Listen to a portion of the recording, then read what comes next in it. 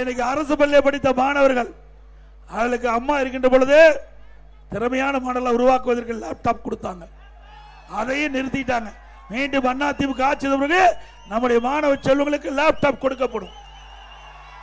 அரசு பள்ளியை படிக்கின்ற மாணவர்கள் அந்த மாணவர்கள் இன்றைக்கு மருத்துவராக வேண்டும்.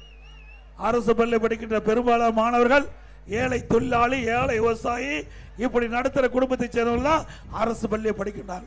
அந்த மாணவருடைய கனவு நனவாக என்பதற்காக 7.5% உள்ளிடஒதுக்கீடை கொண்டு வந்து அதிமுக ஆட்சியில் சட்டம் இயற்றப்பட்டு அமல்படுத்தப்பட்டு இன்றைய தினம் 2818 பேர் இந்த திட்டத்தின் மூலமாக மருத்துவ கல்வி கிடைச்சிருக்குது.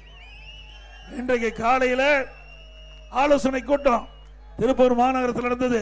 9 மாணவர்கள் இந்த 7.5% இடஒதுக்கீட்டில் தேர்வாகி என்னிடத்தில் வந்து ஆசி வாங்கிட்டு போனாங்க. ஏழைகளை காக்கின்ற அரசு என்பதற்கு இதுவே உதாரணம்.